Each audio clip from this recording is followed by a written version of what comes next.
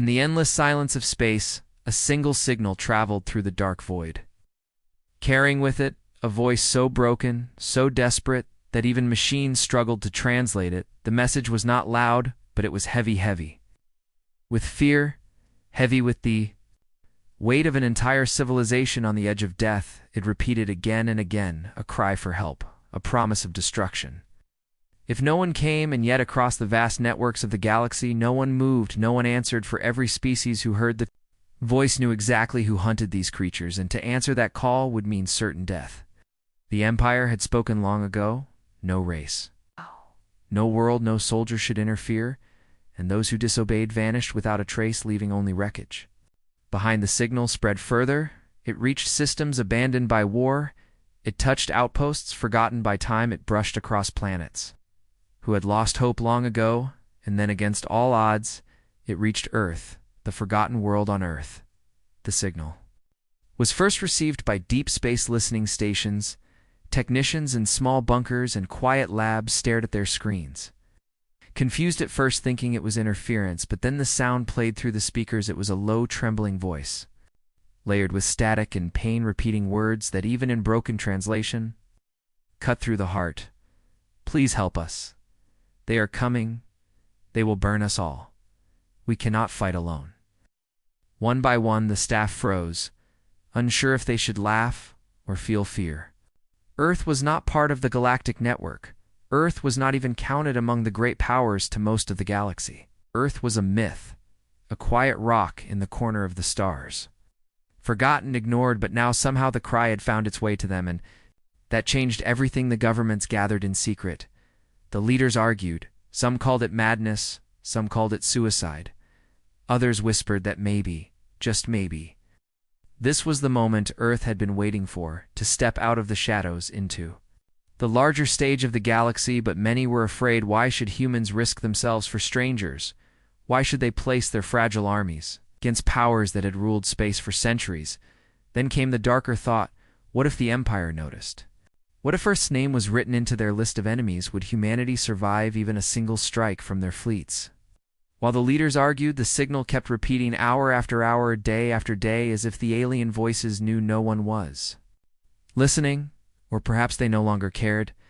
They were speaking into the dark, hoping someone, anyone, would hear the words. And finally, in one corner of Earth, far away from the debates, a small group of soldiers, scientists, and explorers gathered in silence. They had listened to the message over and over, their faces unreadable, until one of them finally spoke. If we do nothing, they die. If we do something, we may die, but at least we choose what we are.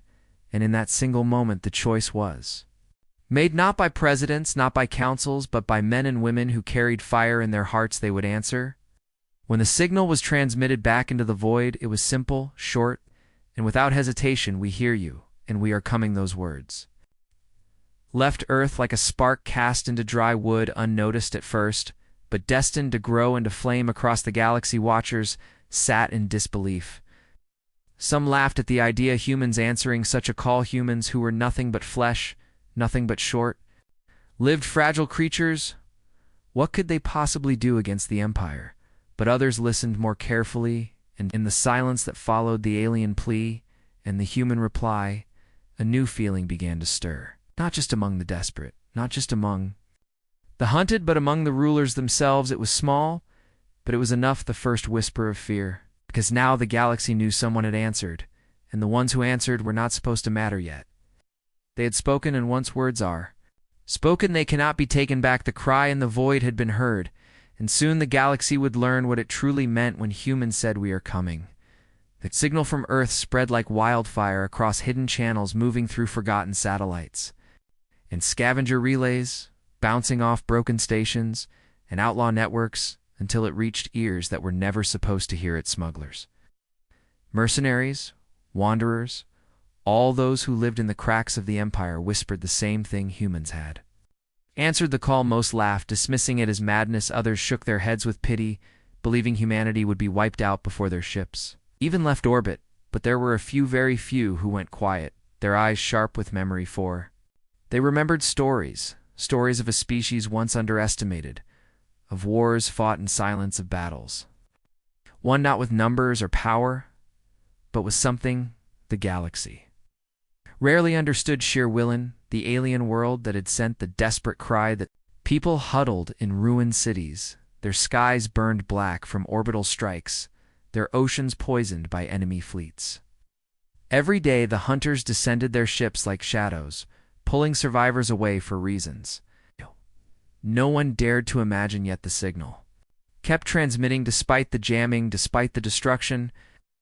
It repeated without pause as if it were a heartbeat refusing to die, and when at last the monitoring station confirmed a response, the leaders of that broken world wept, not because they believed rescue would surely come, but because someone somewhere had not ignored them. Someone had acknowledged their existence, and in their hopelessness, even a small spark felt like a sun on. Earth's preparations began in secret old bases. Reopened weapons thought too. It's dangerous for peacetime. Unlocked laboratories that had been silent for decades flickered with light once more. But everything was small compared to the vast empires above Earth, had no fleets of 1,000 ships. No. Titanic dreadnoughts, their strength was in something else, something unmeasured by numbers. Humans had always been underestimated, their flesh weak. Their lifespans short, their worlds fragile, but what the galaxy had forgotten was that humanity never fought by rules. They fought with desperation, with cunning, with an instinct to survive no matter the cost. First volunteers were not generals or politicians, they were men and women with scars, soldiers who had fought on Earth's forgotten battlefields. Scientists who had dreamed of stars since childhood, explorers who had risked oceans and deserts. Long before space ever called them, they gathered not under the banner of nations, but under something older, a single understanding that some things were worth standing for, even if death was certain. The choice was made quietly, but its echo would shake the galaxy when word leaked through shadow networks that humans were building ships. The Empire scoffed their broadcasts, mocked Earth calling. Them insects daring to walk into fire, but beneath the mockery was unease, for the Empire knew something the rest of the galaxy often forgot. The Empire remembered their first encounter with humanity long ago, an encounter buried in classified archives. An encounter where small, fragile soldiers had refused to break even when logic demanded surrender.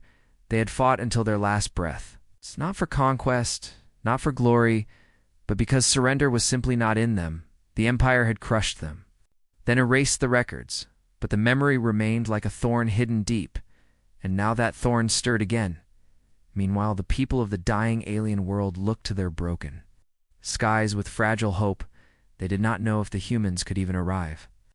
In time, they did not know if these strangers would survive a single battle, but they whispered about them in the ruins, telling stories as if the humans were already legends. Children asked their mothers what humans looked like, and mothers smiled through tears, saying they are only flesh, but they are the kind of flesh that does not tremble. In those words spread like fire through the survivors, giving them something the Empire had worked so hard to erase, the strength to hope. And so the stage was set. In the cold silence of space, human ships rose from Earth.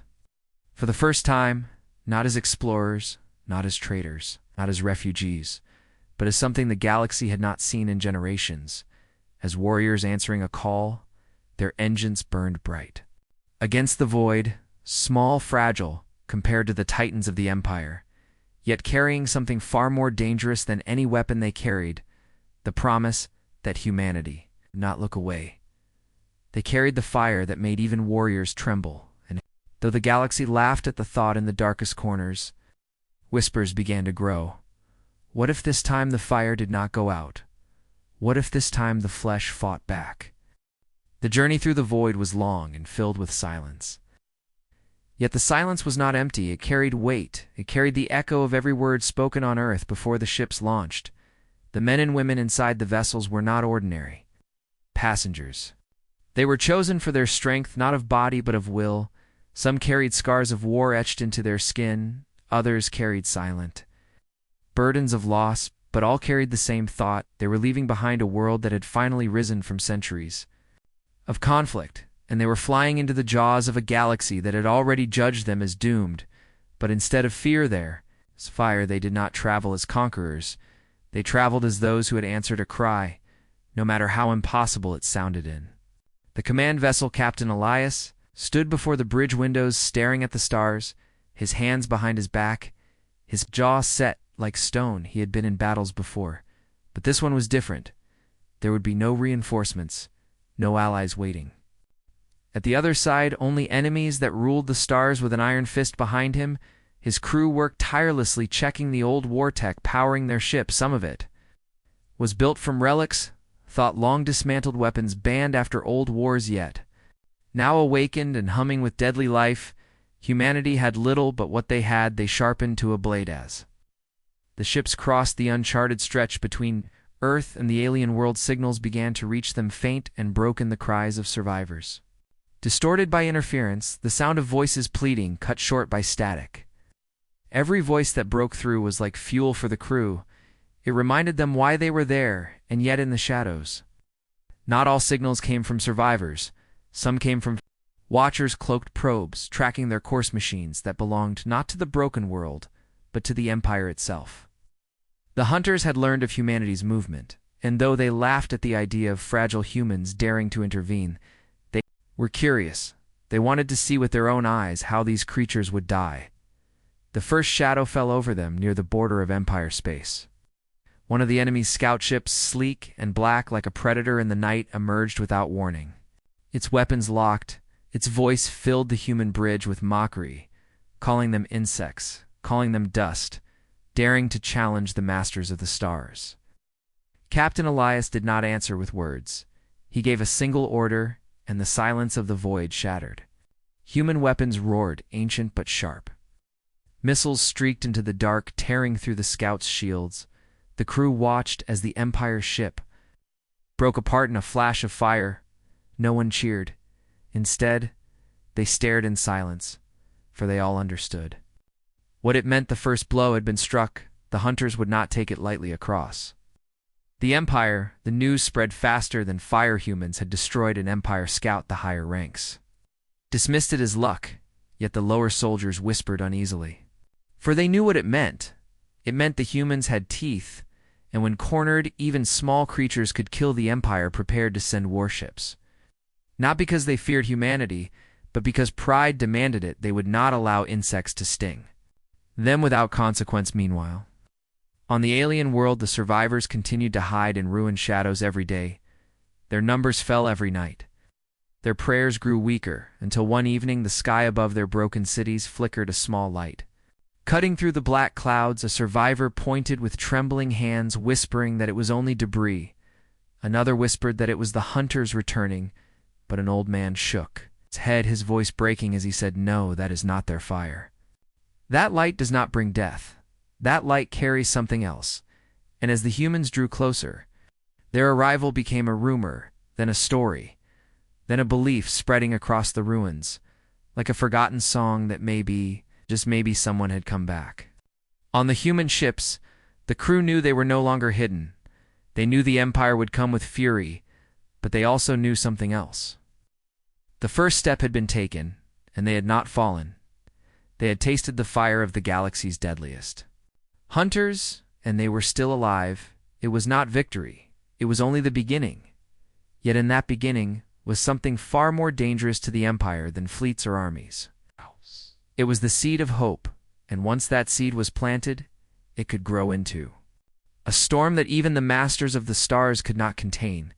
The Empire did not wait long to respond, for their pride had been wounded, and their silence could not last. The destruction of a scout ship by human hands was not just a loss, it was an insult, and insults were punished with blood. From the depths of Empire space came warships black as night, their hulls carved with ancient markings, each one carrying weapons strong enough to erase a city. The hunters did not see humanity as a threat. They saw them as prey daring to bear fangs, so they came not with fear but with amusement, ready to crush the tiny fleet that dared to enter their domain. But the humans did not turn back. The cries they had heard still burned in their hearts, and the faces of the unseen survivors haunted their dreams. On the command vessel, Captain Elias stood before his crew, his voice calm, though his eyes carried fire. He told them the truth. He told them that they might not survive, that the hunters outnumbered them, that every logical calculation said they were already dead, But then he asked them a single question. If humanity had stayed silent, if they had ignored the cries for help, what would remain of them? What would they become, men and women who once believed they had no place in the stars, now felt their blood stir, for they had already crossed the line? Where turning back was impossible, the first clash came near the border. The void lit with explosions as the Empire unleashed their fury. The human ships moved like wolves in the dark. They were fewer, slower, weaker, but they were clever, every trap. Every feint, every strike had been planned, not by computers, but by minds forged in struggle. The humans fought like creatures who had nothing left to lose, and that made them dangerous, for the hunters had never faced prey that struck back with such rage. One of the human destroyers broke formation, drawing enemy fire before unleashing a hidden payload of mines. The detonation ripped through 2 Empire ships, tearing their hulls apart. The rest of the hunters reeled back in shock. How could fragile humans? How such tricks? How could they fight with such precision? They had expected panic and collapse, but what they saw was defiance raw. An unyielding yet victory did not come cheap. The humans lost ships, men and women screamed their last breaths into the coms. Before silence swallowed them, the bridge of the command vessel shook with every impact. Alarms wailed and smoke filled the air. Still, Elias stood unbroken, his voice steady as he ordered counterattacks.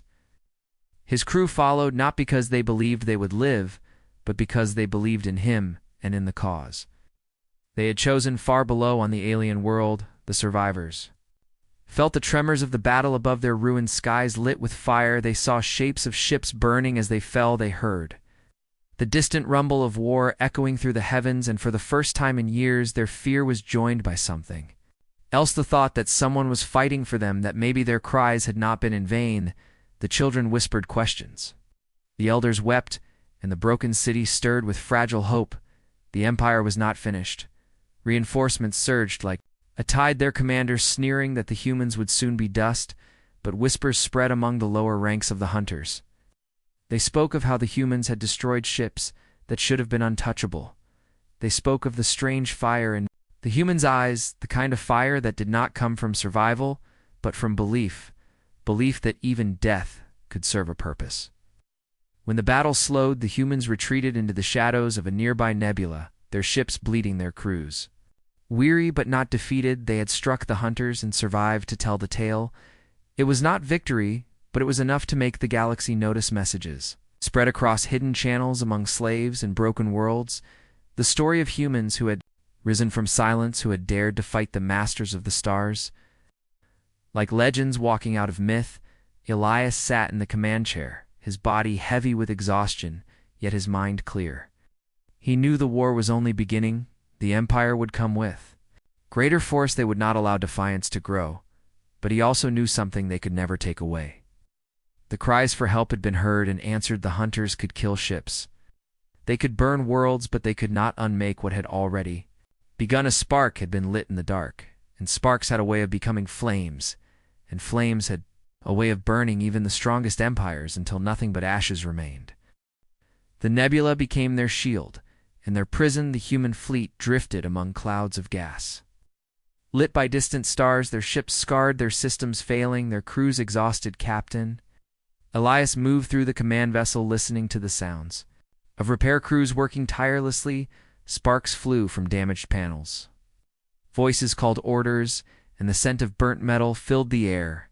Yet even in their struggle, there was no despair, because they had survived what no one thought possible. They had faced the Empire's hunters and lived to tell the tale. But survival was not enough, because they knew the Empire would not stop until every human ship was turned to dust. In the quiet of the nebula, Elias stood before the council of his senior officers.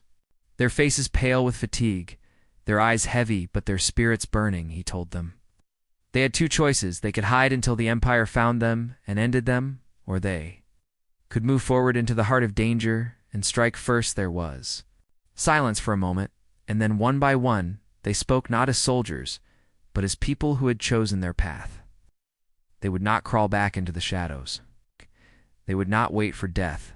They would fight, because the cries they had heard were not just sounds in the void. They were promises that someone out there still needed them. While The fleet-repaired scouts returned with the discovery they had found signs of massive slave camps on the surface of a world controlled by the hunters' thousands of beings from countless species trapped in chains, forced to labor under the Empire's watch.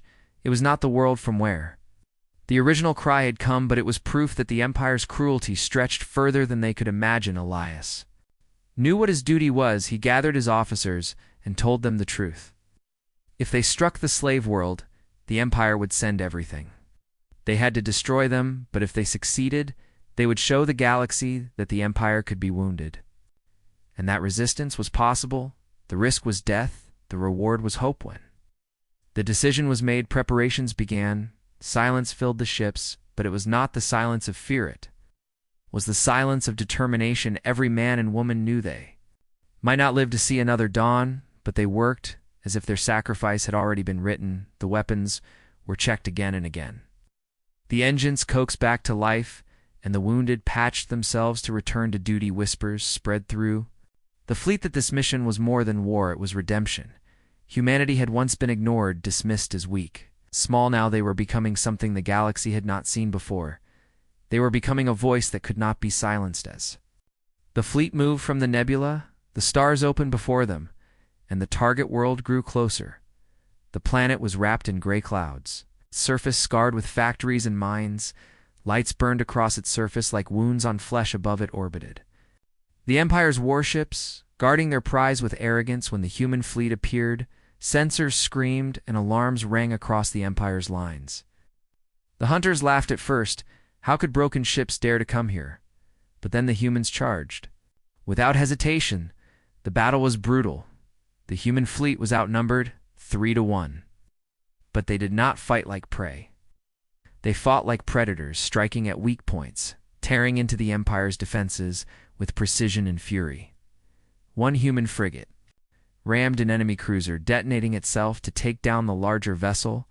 Another ship dragged enemy fire away long enough for the rest of the fleet to descend into the atmosphere below. On the ground, dropships tore through the clouds, landing in the heart of the slave camps. Soldiers stormed the gates, weapons blazing, chains shattered, and prisoners looked up in disbelief.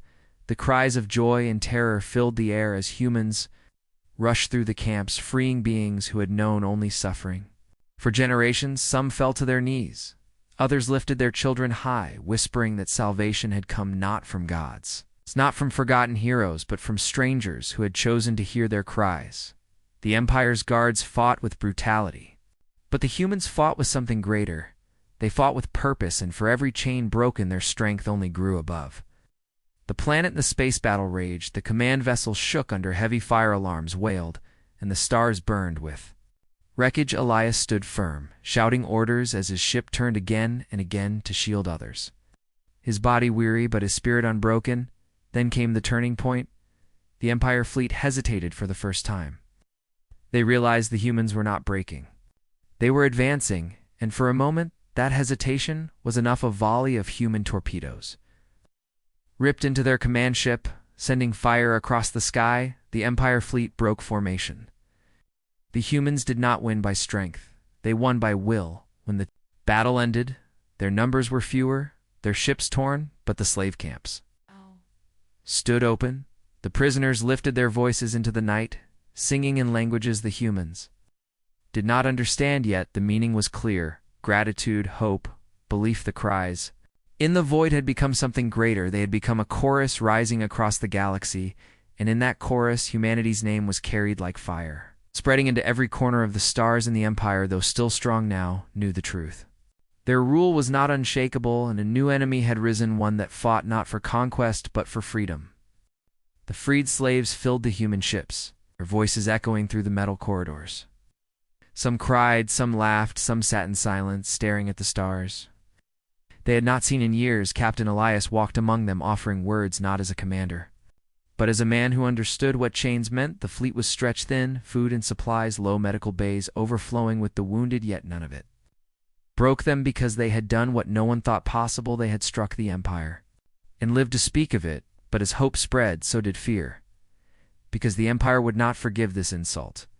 They would come, and they would come with Fire across the galaxy, whispers began to move faster than light. Rumors spread of humans, the lost children of Earth who had vanished long ago and now returned not as victims but as liberators in hidden corners of star systems. Old resistance cells stirred awake, voices rose in back alleys and shadowed markets. The Empire's not invincible. They invincible, they said. Someone has fought them. Someone has won. This was the fire the humans had lit, and it burned brighter with every passing day. But in the Empire's high-throne world, rage boiled. The masters of the hunters sat in vast chambers filled with fire. In stone, their faces hidden behind masks of steel, their eyes burning with fury. The defeat was small compared to the size of their empire. Yet it cut deeper than any blade. They had been challenged, mocked before the entire galaxy they called their warlords. They demanded the humans destroyed, and not just destroyed, but erased. Every ship, every trace of them burned from the stars until even their name was forgotten. The Empire would make an example of them. Back in the human fleet, Elias gathered his officers in the war room. Maps of stars glowed across the table, routes drawn lines. They traced possibilities, but no safe path appeared. Every way forward was filled with danger. Their ships were too damaged, their weapons too few. If the Empire struck with full force, they would be swept away. Yet Elias refused to give in. He told them they had not come this far to die hiding in shadows. They had to turn their weakness into strength. They had to keep moving, striking where the Empire least expected, forcing them to chase ghosts instead of facing them head-on. It was not survival, it was strategy. The newly freed prisoners begged to join them. Beings of countless forms stood before the council, some tall with eyes like suns, others small and fragile, their voices trembling with hope. They had suffered too long to watch from the sidelines. Elias listened, and at first he feared bringing them into battle would only lead to more death, but then he looked into their eyes and saw the same fire he had seen in his crew. They did not want pity, they wanted purpose. And so the decision was made. They would not be passengers. They would be allies.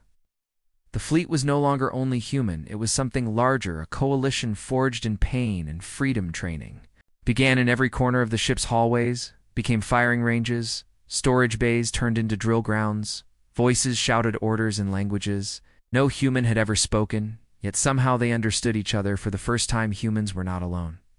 And for the first time, the Empire faced not just rebels, but unity. But the Empire was already moving. Their fleet swept across the stars, searching for the human trail systems.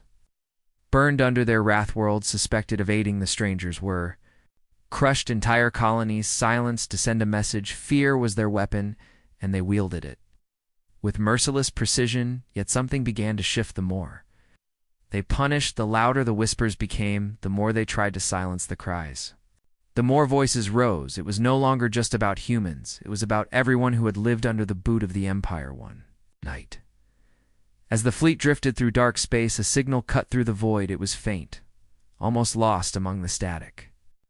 But Elias recognized it at once.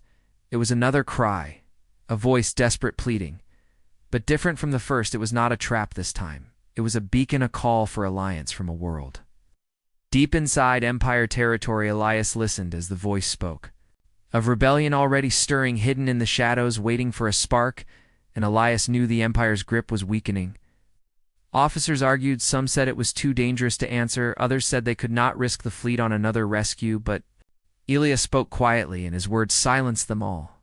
If they ignored this cry, then everything they had done would be meaningless. They had not fought only for themselves. They had fought for every chained voice in the galaxy. And now those voices were calling again. The decision was made. They would answer, and in that moment, the course of the galaxy shifted, because what had begun as a cry for rescue was now becoming a war for freedom, a war that would stretch across the stars and shake the war throne of the Empire itself. The humans had lit the fire, but now the galaxy was ready to burn. The fleet gathered in silence as Captain Elias stood at the center of the command deck. The signal from the hidden world played again and again. A voice filled with desperation, yet also courage. It spoke of rebels scattered across cities, buried deep under the Empire's watchtowers, their people beaten, their skies filled with patrols. But still they waited. Still they hoped for someone to come. Elias felt the weight of every word. Heavy like chains on his chest, he knew this was not a mission They could easily survive. The world lay far behind enemy lines, and the Empire had already tightened its grip, yet he also knew turning away would mean killing. The very spark they had fought so hard to ignite the Council was divided. Some officers argued for caution. Their fleet was weak, supplies thin, their weapons still too few. They had barely escaped the last battle with their lives, and now to plunge into the Empire's heart seemed madness, but others said they had no choice. They had not come this far to hide behind excuses. If they abandoned this call, then the galaxy would see them as cowards, worse than cowards. They would be a false hope. The rebels would be crushed, and the Empire's voice would grow louder. Elias listened to them all, his face hard like stone, and when they were finished, he said only one thing: "If we are to die, then let it be in the fire, not in the dark." Preparations began in silence. Ships were patched, weapons sharpened, the freed allies drilled harder than ever. Some trained with human marines, others took to the skies, testing small crafts, old and broken, yet still flying. Every being aboard knew what they were about to face, but no one stepped away. Instead, they moved with purpose, as if the fear itself had turned into fuel. The journey was long and dangerous. The fleet passed through dead systems where stars had collapsed into blackness. Shadows stretched across the void, hiding dangers in every corner. Sometimes strange signals would flicker on their sensors and vanish, leaving the crew restless and awake at night, but still they pressed on, every eye fixed on the promise of the beacon. Finally, the hidden world appeared on their screens, a planet wrapped in darkness, thick clouds covering its skies. Sensors showed massive energy signatures. Empire garrisons surrounded its cities in orbital platforms circled above like vultures. Elias stood in silence, watching the image as it grew larger in the viewing glass. His officers waited for his orders, but none came at first. He only whispered, "This is not a rescue, this is an awakening." The plan was simple, yet dangerous. Human ships would split the Empire defenses, drawing them away, while a smaller strike force slipped through the shadows to land on the surface. Their mission was not to destroy the Empire garrisons, not yet. Their mission was to light the fire, to break open the chains and rally the people who waited below.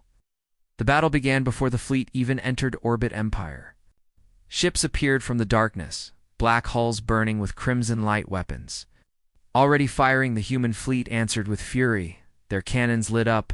The void explosion shook the silence. The Empire expected another desperate fight, but this time the humans did not retreat. They pressed forward hard, striking fast, weaving between ships, using their smaller numbers as advantage. Elias commanded with precision, each move unpredictable, confusing the Empire's larger ships. Meanwhile, the strike force slipped through the chaos, their small crafts diving toward the planets. Thick atmosphere fire streaked across their hulls as they tore through the clouds. Below the sight that greeted them was a world of despair. Cities surrounded by walls, slaves marched in lines, towers filled with guards scanning the streets. But even in the silence, signs of rebellion were there, graffiti scrawled on broken walls, secret marks hidden in alleyways, eyes watching from the shadows, waiting for a signal. The strike force landed in the dead of night, their boots sinking into wet soil, their hearts pounding with the weight of history. And then it began. Whispers passed through the underground tunnels. Secret doors opened, rebels emerged from hiding places, armed with whatever scraps they could find, old rifles, blades, even sharpened tools. But their eyes burned with fire. They had been waiting, and now their wait was over. When the first Empire patrol came searching, they were met not with fear but with fury. The rebels struck fast. Guided by the humans, the streets lit with battle cries. People poured from their homes to join the fight. The hunters were powerful, their weapons deadly, but for the first time they faced not scattered slaves, but a rising army high above the planet. Elias watched as flames spread across the cities, his heart heavy with fear but also burning with pride. The people were rising, their voices louder than any cannon, and he knew the Empire had felt the first true crack in its throne. But as victory spread, so too did the shadow. 4 deep in the Empire's throne world, the masters watched the reports in silence, their hands curled into fists, their eyes burning behind their masks. This was no longer rebellion. This was war, and they would answer with fury far greater than any before. The humans had lit the fire, the rebels had joined it. And now the galaxy itself was about to burn. The Empire's reply came like a storm within days, fleets larger than anything Humanity had faced before, moved across the stars, crushing systems that had shown even the faintest sign of rebellion. Fire rained down on planets. Cities burned, entire populations vanished into silence. Yet despite the destruction, the cry for freedom did not fade. Instead, it grew louder, carried from world to world, whispered in secret, and shouted in battle. Every strike against the Empire gave birth to 10 more sparks. The galaxy was no longer waiting, it was awakening. On the liberated world, Elias stood among the ruins of a broken tower, his eyes on the horizon. Smoke rose from the city, but beneath the ash, people were rebuilding. They carried bricks, side by side patched. Broken walls lit fires to guide survivors at night. The air was heavy with loss, yet also filled with something the Empire could never crush: hope. The rebels who had once hidden in shadows now marched in the streets not as slaves but as soldiers, and when Elias walked among them, they saluted not to him as a conqueror, but to humanity as a symbol, but far away in the heart of the Empire. The masters gathered, their cloaked figures sat around a burning map of the stars. Their voices cold and sharp, they spoke of annihilation, of ending the threat before it spread. One by one, they agreed humanity must be broken, not just defeated, but erased. Erased from memory, erased from history. They saw the humans not as warriors, but as infection, and like infection, they planned to cut it out with fire back on the human.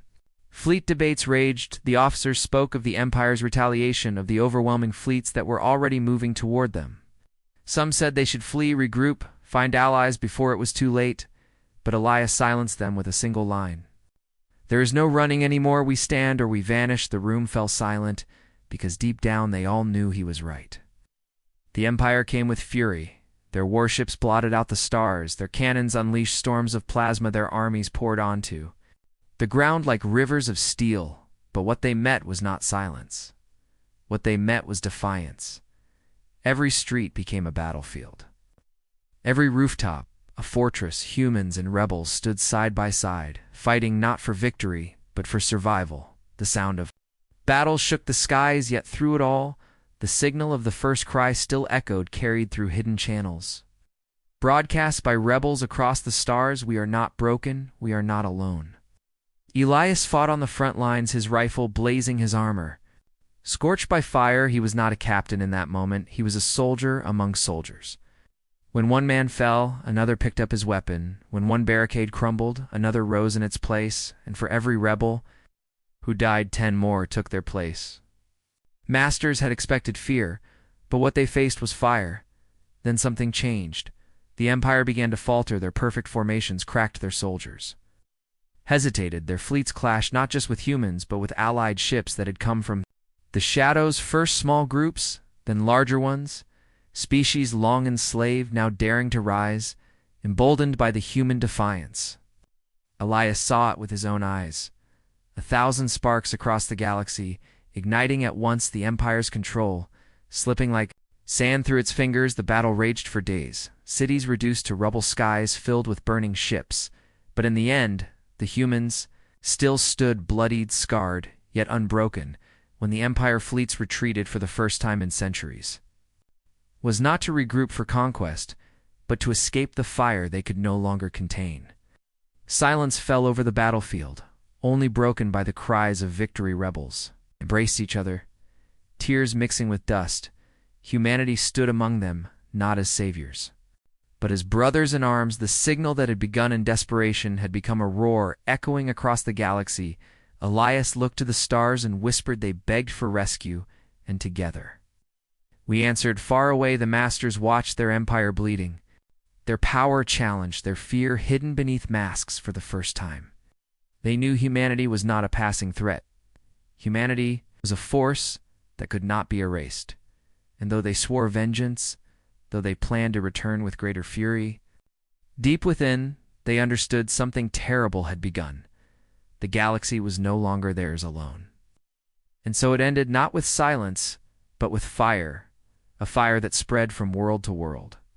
Carried by the voices of those who had once been slaves, carried by the courage of a small fleet of humans who refused to turn away. The cry in the void had been answered, and the galaxy would never be the same again.